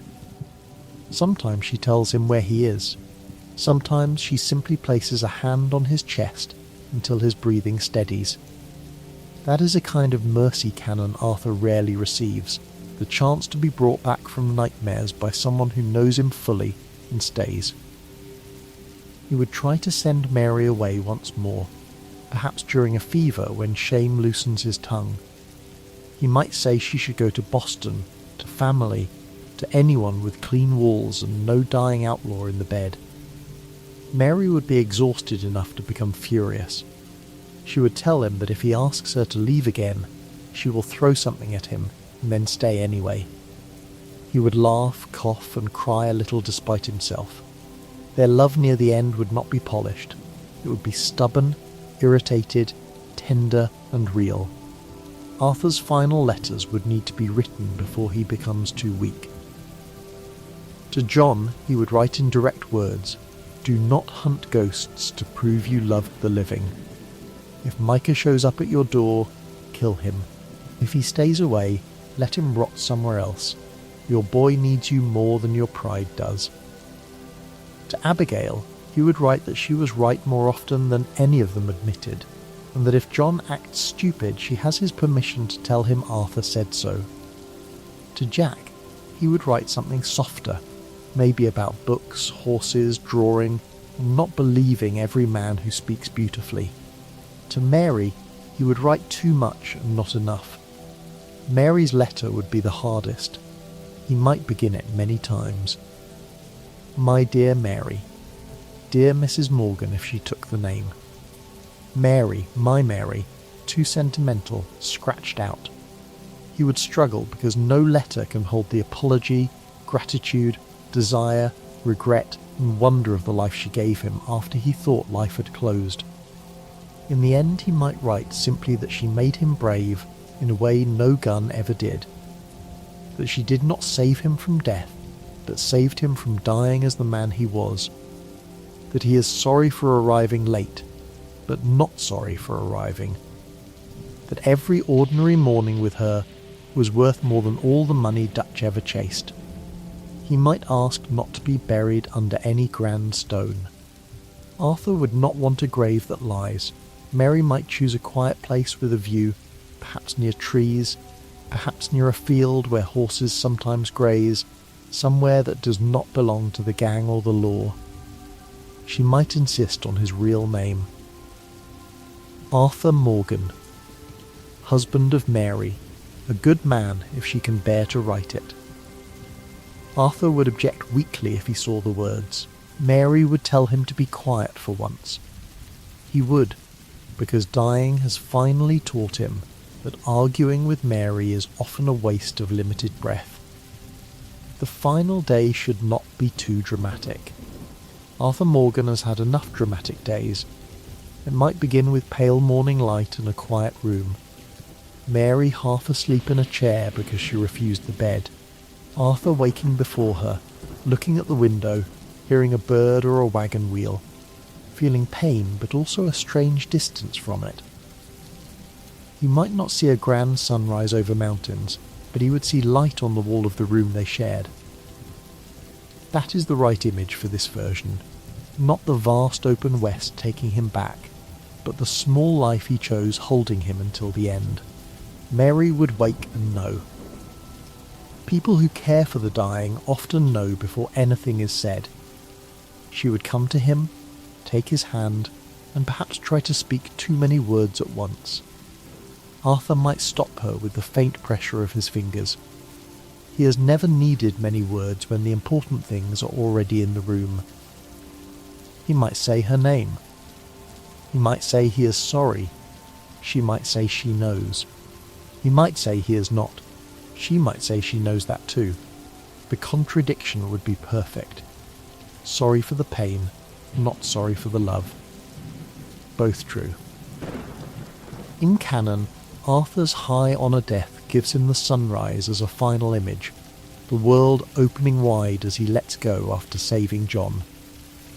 In this version, the world narrows instead, but not cruelly. It narrows to Mary's hand, the sound of breath, the edge of a blanket, the journal on the table, the window light, the life he almost refused and finally accepted. He does not die alone on a mountain after a fist fight. He dies as a husband, a man still guilty, still loved, still changed. The redemption is quieter, but not smaller. Sometimes the hardest thing a doomed man can do is let himself be cared for. Mary would sit with him after. There is no need to rush that moment. The world has taken Arthur quickly in some ways and slowly in others. Now it must wait while Mary says goodbye. She might place his journal beside him for a while. She might touch the scarred hand that had frightened so many men and fixed so many small things in their room. She might remember the boy she loved, the outlaw she feared for, the man who came back too late, the husband who stayed as long as his body allowed. Grief would not make him simple. Love never made him simple. That is why it was real. The burial would be small. Perhaps the minister from their wedding, perhaps one neighbour who knew only that Mr. Morgan was sick, and Mrs. Morgan was devoted, perhaps John and Abigail if word reaches them in time, though travel and danger might make that impossible. Charles might come if a letter finds him. Sadie might not, or might arrive late and stand far off because grief makes her restless. If John comes, he would look at the grave and understand something he did not understand at the wedding in Beecher's Hope in Cannon. Arthur did not merely die for him. Arthur tried to live first. That would change the shape of the debt. If John cannot come, Mary's letter would carry the news. She would write carefully, because she knows the words will wound. She would tell John that Arthur died with his name, not an alias, that he spoke of Jack, that he hoped John would choose home when revenge came calling, that he loved them in his rough way. She might include Arthur's letter, folded with the kind of care that makes paper feel heavy. Abigail would read over John's shoulder or take the letter from him when he cannot continue. Jack might see the adults quiet in a way that tells him something important has happened. John's response would define the larger change. In canon, Arthur's death pushes John towards survival, but years later John still follows Sadie and Charles to Mount Hagen to kill Micah. That act brings closure, money and satisfaction, but it also helps draw Edgar Ross's eye toward him. In this timeline, Arthur's escape and final letter create a different pressure. Arthur did not kill Micah. Arthur chose Mary over revenge. Arthur explicitly warned John not to hunt ghosts to prove love. When Sadie eventually brings news of Micah, John would still feel the old pull. He would feel it hard.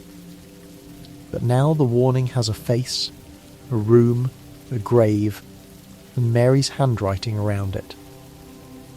Sadie might be furious if John refuses. Her pain after the gang is built for pursuit, and Micah is the cleanest target left. Charles would understand both sides. Abigail would stand with Arthur's letter like a shield. John would be torn between the old need to finish things and the new knowledge that finishing one thing can begin another. If this what-if is allowed to change the future fully, John stays. He lets Micah remain someone else's poison. He chooses Abigail and Jack in a way that honours Arthur more deeply than revenge would. That choice would not feel heroic. It would feel humiliating at first, as restraint often does. Then, over time, it would become freedom. Without the Mount Hagen revenge, the Blackwater money may remain lost or fall elsewhere. John and Abigail's path to Beecher's Hope becomes harder. They may have less money, fewer shortcuts, and more years of honest struggle. But struggle without revenge may be safer than wealth bought by returning to the old trail. John might build slower. He might work longer. He might borrow less or borrow differently. Abigail might complain, Uncle might complain more, and Jack might grow up with fewer comforts. Yet the home, when it comes, would be less haunted by the act of killing Micah. Arthur's lesson would become practical. A smaller peace is better than a grand closure that invites the law back to the door. Ross may still hunt John eventually. The state does not need perfect evidence to find old outlaws. The age is changing, and John Marston's past remains. But the trail is colder without the Mount Hagen spectacle, without the recovered money, without the chain of violence that places John visibly at the end of the van der Linde story. Perhaps Ross finds him later. Perhaps he has less leverage. Perhaps Abigail and Jack have more warning. Perhaps John gets a few more years. In Red Dead, no escape is guaranteed. But Arthur's choice with Mary gives John a better chance to understand that hiding is not enough. He must stop answering when the past calls. Mary's life after Arthur would be quiet in a different way. She would not become frozen beside his grave. That would dishonour the very thing he learned. She might move east eventually, or remain near the place where he is buried, or build a life of work, letters and private memory. She would keep the journal, or perhaps send some pages to John and keep others for herself. She might never remarry. Or she might, many years later, because loving Arthur did not turn her into a monument. The important thing is that Mary survives as a person, not merely as Arthur's lost love. She chose him, grieved him, and continued. There could be a final meeting between Mary and Abigail years later. Perhaps after Beecher's hope is built in this altered path, Mary visits with Arthur's journal wrapped in cloth. Abigail would receive her with a kind of solemn gratitude. John would be awkward, almost boyish in the face of the woman Arthur chose. Jack, older now, would be curious about the man who sent him a book and a letter. Mary might see the ranch and understand why Arthur cared so fiercely about this family. It is not grand. It is fences, chores, weather, debt, and stubborn hope. She would recognise it because she and Arthur had their own small version of the same thing. John might ask what Arthur was like at the end. Mary would answer honestly. Afraid sometimes. Angry sometimes. Funny when he had no strength for it. Kinder than he believed. Stubborn until the last week, then somehow more stubborn after. John would laugh despite himself. Abigail might cry quietly. Jack might listen with the strange attention of a child hearing that adults had lives before him. Mary could give John a page from the journal, perhaps the one where Arthur wrote that leaving is something a man does every morning. John would keep it somewhere private and pretend he does not read it often. Arthur's grave in this timeline would not carry the same mythic loneliness as the mountain grave in canon. It would be tended. Mary would visit. Perhaps John later, perhaps Jack once. Flowers sometimes, or a stone cleaned, or a sketch tucked beneath a weight until weather takes it. That does not make the death happier. It makes it held. Canon Arthur dies with the dignity of a man who gives everything away. This Arthur dies with the dignity of a man who finally receives something without running from it. Both deaths can be noble. They teach different truths. The difference reaches backward into the meaning of Mary herself. In the original story, Mary is sometimes misunderstood as a temptation away from the main duty, a reminder of the life Arthur cannot have. But if he escapes with her, she becomes a path into a different kind of redemption. She is not there to make him soft. She is there to make him honest about softness. She does not erase his violence. She forces him to decide whether violence is all he is. She does not save him by loving him perfectly. She saves him, partly, by refusing to let his self-hatred make every decision. Arthur's love for Mary also becomes less idealized once they live together. That is healthy for the story. The woman in the locket, the letter, the memory and the theatre seat can become almost unreal if she remains distant. The woman in the room with him is real. She gets tired. She gets angry. She misjudges him. She demands too much sometimes and too little at others. She carries her own grief over family, class, reputation, and lost years. Arthur does not escape into a dream. he escapes into a relationship with another flawed human being. That is why the choice matters. Dreams comfort. People change you. Dutch would never understand this. If he hears Arthur lived and died with Mary, he would reduce it to betrayal or weakness, because Dutch cannot allow a private love to outrank his public dream. That is part of Dutch's tragedy. He speaks constantly about freedom, but he cannot respect a freedom that does not orbit him. Arthur leaving with Mary proves that the truest escape from Dutch is not geographic. It is emotional. It is the moment Arthur stops needing Dutch to define what courage, loyalty, and manhood mean. Micah would understand it even less. To Micah, love is leverage and mercy is foolishness. Arthur choosing Mary would look like decay. Yet Micah's inability to understand is exactly why Arthur's choice is powerful. A life built only around survival cannot comprehend a man spending his last strength on tenderness, letters, restraint, and a small room. Micah may outlive Arthur in this version, at least for a while, but outliving is not winning. Arthur dies with someone holding his hand. Micah keeps breathing inside a life no decent person would want. Hosea, if he could know, would understand best. He would grieve that Arthur came to the lesson so late, but late is still real. Hosea spent years trying to temper Dutch's grandiosity with practical care. He knew the value of small pleasures, cons that did not require slaughter, a laugh before dinner, a plan that avoided blood, an exit taken before pride sealed it shut. Arthur's life with Mary would be the kind of ending Hosea might have wanted for him, even if Hosea also knew the sorrow of everyone left behind. The what if changes Arthur's redemption from a public sacrifice into a private discipline. In canon, he saves John through action at the end. Here he saves John partly through example. He shows that leaving is possible. He shows that love can be chosen over revenge. He shows that a man can still help the people he loves without belonging to the gang that is killing them.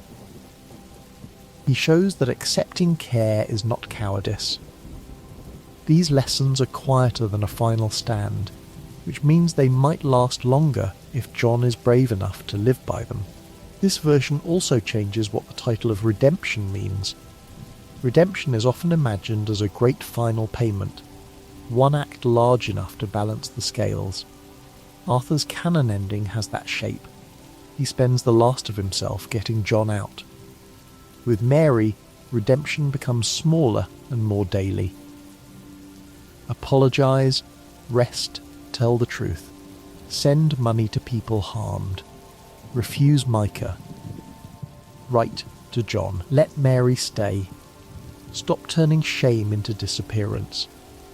None of these acts looks heroic from a distance. Together they may be harder than dying. There would still be people who say Arthur did not deserve such an ending. Maybe they are right in the simple arithmetic of harm. He hurt people. He collected debts. He killed. He served Dutch too long, but Red Dead has never been a world where deserving is clean. The question is what a person does when the truth finally reaches him. Arthur cannot undo the bodies. He cannot return lost years to Mary. He cannot bring Hosea or Lenny back. He cannot cure himself through regret. He can choose the next act. Then the next. Then the next, until there are no acts left. That is what he does here. Mary's courage deserves equal weight. She does not simply receive a redeemed Arthur like a reward. She takes in a sick, wanted, guilty man with a dangerous past and a heart that keeps trying to bolt. She risks reputation, safety, comfort, and future certainty. She argues with him, cares for him, marries him, buries him, and then keeps living. Her love is not passive. It is work. It is choice. It is anger and tenderness sharing the same chair. If Arthur's redemption is learning to stay, Mary's is learning that choosing him does not mean disappearing into him. The world outside their love remains unfair. That is necessary. A sweeter story might let Arthur and Mary escape to some hidden valley, grow old, and hear only rumours of the past. But Arthur Morgan belongs to a harsher moral weather. Tuberculosis is still there. The law is still there. Dutch's ruin is still there. John and Abigail still have to fight for home. The age of outlaws still ends. What changes is not the world becoming kind. What changes is Arthur finally letting kindness have authority over him. The objects Arthur leaves behind would matter, because Arthur has always carried identity through things. His hat, his satchel, his guns, his journal, his horse, the clothes weathered by rain and dust, the little items tucked away from strangers. In canon, these objects move toward John and become part of the epilogue's inheritance. In this version, the question becomes more delicate. What should a man like Arthur pass on if he no longer wants to pass on the life that made him famous? A gun can be protection, but it can also be an invitation. A hat can be memory, but it can also become a costume for repeating the dead. Arthur would think about his hat longer than he admits. It is one of the few things that feels fully his, shaped by sun, rain, mud, and years of riding. Men recognise him by it. Friends do too. To give it to John would feel natural in one sense, almost ceremonial, a way of saying the road continues. But this Arthur has learned to distrust ceremonies that make violence feel beautiful. He might imagine John putting it on before riding after Micah and feel a chill. He might imagine Jack finding it years later and thinking manhood means growing into the shadow under its brim. That would trouble him. He loves them too much to make himself into a costume. So perhaps he asks Mary to keep the hat, or bury it with him, or hang it somewhere private where it cannot become a challenge. Mary might resist burying it, because it is one of the objects most alive with him. She might touch the worn brim after he dies and understand why people keep things that hurt to hold. But she would also understand the warning. Arthur does not want John inheriting his silhouette. He wants John inheriting his refusal. That is a much harder thing to pass down. The guns would be even more complicated. Arthur has cared for weapons the way other men care for tools of a trade. He knows their weight, balance, history and moods. They have kept him alive and helped him do unforgivable things. Near the end, he might ask Mary to sell some, hide some, or give one only to someone who needs protection rather than pride. He might keep one close, because fear does not disappear just because a man has learnt gentleness. But he would not want his guns displayed like relics. A weapon mounted over a hearth can turn into a story that forgets the bodies. Arthur has seen enough of that. His journal would be the true inheritance. Paper instead of iron. Observation instead of ammunition. This is one of the most meaningful changes in the what if. If Arthur dies with Mary, the journal does not simply pass as a keepsake from outlaw to outlaw. It passes through a woman who understands that the drawings and words show a man fighting to become more than his worst acts. Mary might choose carefully what to share. John receives the pages that warn him. Jack receives pages with animals, landscapes and gentler thoughts, enough to know Arthur as an artist before he knows him as a killer. Abigail receives the proof that Arthur saw her strength. Mary keeps the pages that belong only to them. In that division, Arthur's legacy becomes less dangerous. Nobody receives the whole man, because no one person can safely hold the whole of another life. John does not need Arthur's every regret. Jack does not need every violent detail. Mary does not owe the world every private tenderness. The journal becomes a living thing, because it is shared with discretion, not dumped like a treasure chest. This would have suited Arthur more than he might admit. He spent years writing privately because the truest parts of him needed shelter. Mary would continue sheltering them after his death. Arthur's horse would carry another piece of the ending. If the horse survives him, Mary may not know what to do at first. A horse connected to Arthur is more than transportation. It is witness, companion, and memory with a mane. John might offer to take it, or Charles if he comes, or a neighbour might buy it. Mary could choose to keep the horse near as long as possible, even if caring for it costs money, because grief often attaches to practical burdens. Feeding the horse gives her something to do when the room becomes too empty.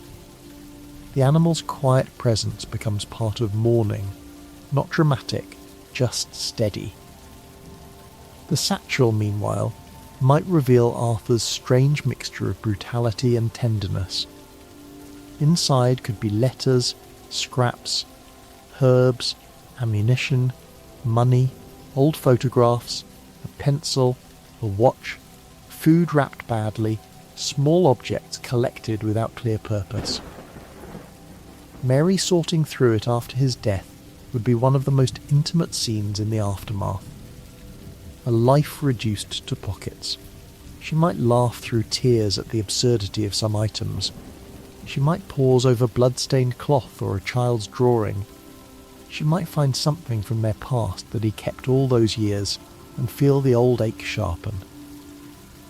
The satchel would prove that Arthur carried more than weapons, even when weapons were what the world saw first. Mary's own transformation deserves more space, because she is not simply the reward at the end of Arthur's suffering. Before the escape, Mary is a woman caught between love and judgment, family obligation and self-preservation, memory and disappointment. She knows Arthur can hurt her by leaving, and he has.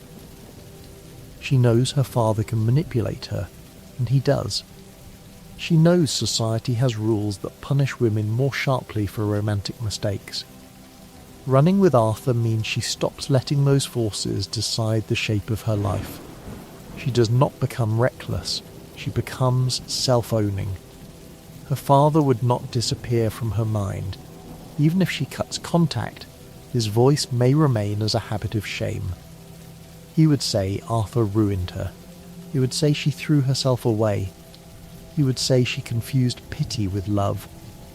There might be letters from him, cold or pleading or drunk, depending on the season. Mary would read them with a steadier face over time. Arthur might want to confront him, but Mary would stop him, because not every cruelty deserves a gun or a scene. Her freedom from her father must belong to her. Arthur can stand near it, but he cannot win it for her. Jamie might write too. Mary's brother, once rescued from the Chelonians by Arthur, would have his own complicated view. He knows Arthur saved him. He may also know Arthur is dangerous. A letter from Jamie could be awkward, grateful, frightened, and young. He might not understand Mary's choice, but he might respect it more than their father does, because he has seen Arthur act with rough mercy. Mary reading Jamie's words aloud could bring a strange softness to Arthur. He helped the boy once almost because Mary asked, yet that small rescue becomes part of the evidence that he was never as lost as he claimed. Living with Arthur would force Mary to abandon some romantic ideas, but not romance itself. She may have once imagined that if Arthur chose her, the old wound would close neatly. Instead, choosing each other opens 100 practical wounds: money, illness, aliases, fear, reputation, guilt, letters from the past, the sound of coughing at night. Yet there is romance in facing the unglamorous truth together. A hand washing a fevered cloth can be more intimate than a theatre balcony. A shared crust of bread can carry more devotion than a dance. Mary learns that love after disappointment is less like a rescue and more like daily repair. Arthur learns the same lesson from the other side. He may have imagined Mary as the clean life he lost, a symbol of everything the gang took from him, or everything he failed to deserve. Living with her corrects that. Mary is not clean in the sense of being untouched by the world. She carries bitterness, pride, fear, sharpness and grief. She can be unfair. She can say the wrong thing. She can wound him because she knows where he is tender. This makes the love better, not worse, because Arthur is no longer loving a memory. He is loving a person. A person can forgive him in the morning and still be angry by supper. A memory asks for nothing. Mary asks for truth. The illness would strip away performance from both of them. Arthur cannot keep being the broad-shouldered shield every day. Mary cannot keep being the dignified woman who suffers elegantly. There would be ugly hours. Bowls, blood, sweat, fear, bad smells, impatience, helplessness. Arthur would hate the indignity. Mary would hate herself on days she feels trapped by care. Then one of them would make tea, or open a window, or say something foolish enough to break the room open. The humanity of those hours matters, because it refuses to make dying beautiful all the time. Love does not make illness pretty. It makes illness less solitary. There is a powerful contrast between Mary's room and Dutch's camp. Dutch's camp turns suffering into story. Every hardship becomes proof of faith, proof of persecution, proof that the plan must continue. Mary's room has no patience for that kind of theatre. If Arthur is feverish, he is feverish. If money is short, money is short. If he is afraid, he is afraid. No one needs to turn it into destiny. This plainness heals him in ways speeches never could. Arthur has heard enough grand meaning. He needs someone willing to say, "Sit down, you are coughing blood," and then stay when he obeys. John's inheritance from this Arthur would be quieter but more radical. In canon, John inherits a mission to live, but also, eventually, the unresolved hunger to finish Micah. Here, he inherits the example of a man who left and did not return for revenge. That distinction could change the emotional architecture of Beecher's hope. The ranch would not be built as a monument to a dead man's final battle. It would be built partly under the memory of a dead man's final refusal. John might still be rough, foolish, and haunted. He might still make mistakes with Abigail and Jack. But somewhere in his mind, Arthur sitting in that small room with Mary would remain as a rebuke to every dramatic impulse. Abigail would use Arthur's example when John gets restless. She might say, "Arthur stayed." She would not mean he stayed alive forever. She would mean he stayed with Mary when the old life called. John would hate that argument because Arthur's name has power over him. Abigail would use it sparingly, knowing too much force makes men stubborn. But when the old rage rises, when news of Micah or Dutch or Bill or Javier passes near them, Arthur's late lesson would be in the room. Not as a ghost demanding bravery, but as a memory demanding restraint. Jack would inherit Arthur through gentler fragments. A book. A sketch. A letter telling him to draw what he sees before deciding what it means. Perhaps a page with a horse and a note in the margin about patience. Jack's future in the Red Dead world is always shadowed by the violence of fathers, surrogate fathers, and dead men. In this altered path, Arthur has a chance to give Jack something that is not a weapon and not a debt. He gives him attention. He gives him evidence that a hard man can notice flowers, birds, clouds, and sorrow. That may not save Jack completely, but it gives him another image of manhood to place beside the gun. Sadie's reaction would be one of the hardest to soften. Sadie respects action, and after her own loss, revenge feels like oxygen. Arthur leaving with Mary, refusing Micah, dying in a bed, and asking John to choose home might irritate something in her. Not because she does not love Arthur, but because his choice challenges the way she survives. If Arthur can leave vengeance unfinished, what does that say about her own road? She might dismiss the lesson at first. Later, after more blood and more loneliness, she might remember it differently. Arthur's escape could become a small, unanswered question in Sadie's life too. Charles would understand sooner. He has always known that violence is sometimes necessary and always costly. Arthur's late peace with Mary would make sense to him because Charles never worshipped the gun. If he visits the grave, he might stand in silence and feel relief that Arthur found a few months of something honest. Charles would not need to call it happy. He would know better.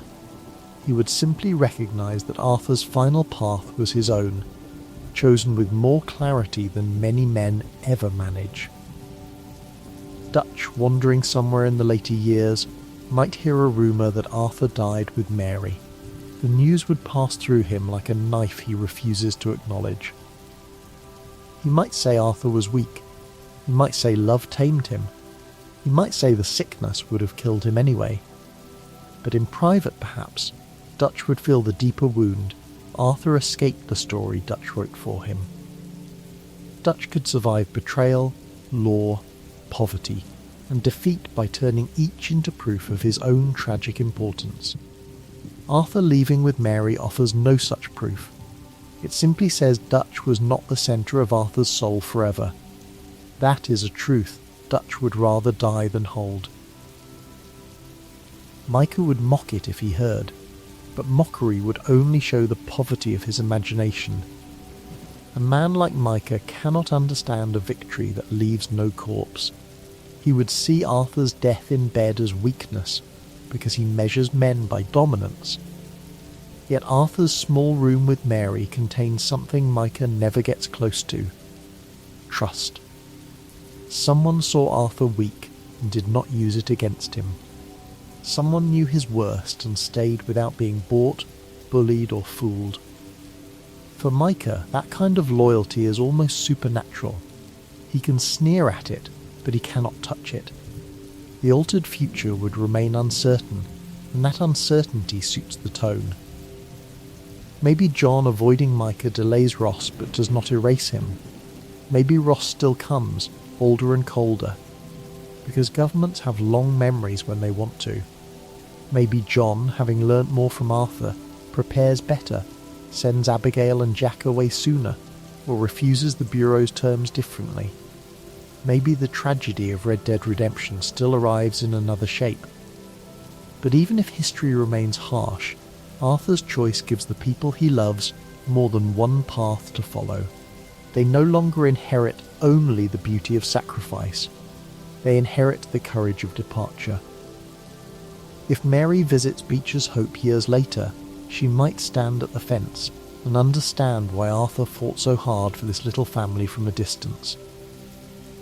The place is not grand enough to impress society, or wild enough to impress Dutch. It is a working ranch, awkward and stubborn, with chores that begin again every morning. That is exactly why it matters. Mary would see Arthur in the fences John repaired, in the way Abigail watches the horizon, in Jack sitting with a book, in the horses shifting under afternoon light. Arthur is not there, but some of his final choices. He helped make room for a life that does not need to be impressive to be worth saving. Mary might leave one object there, not the whole journal, not the hat. Perhaps a copied page, a sketch, or a letter Arthur wrote to Jack. Something small enough not to burden them, strong enough to remain. Abigail would understand the restraint. John might want more and not know how to ask. Mary would promise that some things of Arthur's are safe, and that safe does not always mean shared. That would be another mature kindness. The dead are not property to be divided by hunger. They are lives to be honoured with care. The final shape of Arthur's legacy in this version becomes threefold. Mary carries the man he became in private. John carries the warning against revenge. Jack carries the gentler evidence of Arthur's attention. No one carries all of him. That is right. Arthur Morgan was too large, too guilty, too tender, and too contradictory to become one neat lesson. A good ending does not simplify him. It lets different pieces rest where they can do the least harm and the most good. This is also why his death with Mary should not be treated as lesser than his death saving John. The mountain gives Arthur mythic clarity. Mary's room gives him human completion. On the mountain, he proves he is better than the life that made him. In the room, he learns he was worthy of care before he could prove anything. On the mountain, he gives John a future. With Mary, he also gives himself the truth of a present. Both versions hurt. Both reveal him. The difference is that one asks what a man can give in the end, and the other asks what a man can receive before the end comes. There is a special kind of peace in the fact that Arthur's last life would be witnessed by someone outside the gang's mythology. Mary does not need him to be the best gunman in camp. She does not need stories about Blackwater, Coulter, Horseshoe Overlook, Rhodes or St. Denis to understand him.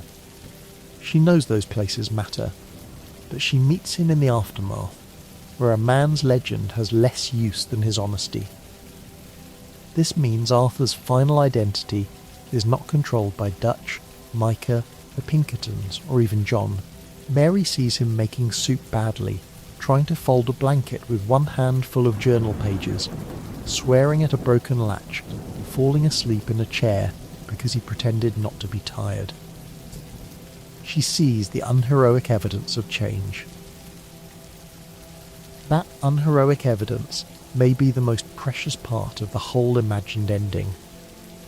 Arthur has spent a lifetime in a world where men are remembered for robberies, duels, escapes, betrayals, and last stands. His time with Mary creates memories no newspaper would print. The morning he laughed so hard at his own coughing joke that Mary threatened to ban jokes forever. The afternoon he taught a nervous boy how to calm a horse without shouting. The evening he admitted, with visible disgust, that Mary's tea helped. The day he apologised without being cornered into it. These are tiny victories, but they are victories over the man he believed he had to be. If the dead leave behind a weather, Arthur's weather in this version would be gentler around the people who knew the truth. Mary would feel him in morning light and unfinished sketches. John would feel him whenever pride asked for a ride and home asked for patience. Abigail would feel him as proof that even stubborn men can learn too late and still truly learn. Jack would feel him in drawings of animals and warnings against beautiful speeches. Charles would feel him in the quiet dignity of a man who finally stepped away. Sadie might feel him as an irritation first, then a sorrow, then perhaps a question. Dutch would feel him as an absence that refuses to become betrayal. Micah would feel nothing worth naming. The question of happiness would remain difficult. Was Arthur happy with Mary? Some days, yes. Some hours, entirely. Some mornings, in a way so unfamiliar that it frightened him. Other days he was sick, guilty, irritable, ashamed, and half mad, with a desire to ride back into problems that did not want saving. That mixture does not weaken the escape. It makes it believable.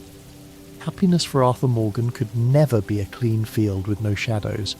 It would be a lamp lit in a room where the shadows are still present, but no longer allowed to own every wall. Near the end of this imagined history, Mary might open Arthur's journal to a page where he drew the St. Denis Theatre from memory. The stage, the silly performers, the curve of a balcony. Perhaps the small outline of Mary beside him, more careful than the rest. Under it, He might have written only a few words. The night I said yes, Mary would read that line many times over the years. It would not erase the pain of everything that followed. But it would prove that one word, spoken late, still changed a life. That is the heart of the whole what if. Arthur escaping with Mary does not mean Arthur escapes death. It means he escapes the lie that death is the only honest ending available to him. He escapes Dutch's definition of loyalty. He escapes the need to spend every last breath in violence. He escapes for a little while the belief that he is useful only as a weapon. He escapes into rent, illness, work, apologies, letters, marriage, care, and grief. To some men, that might look small. For Arthur Morgan, it is a country he had never been brave enough to enter.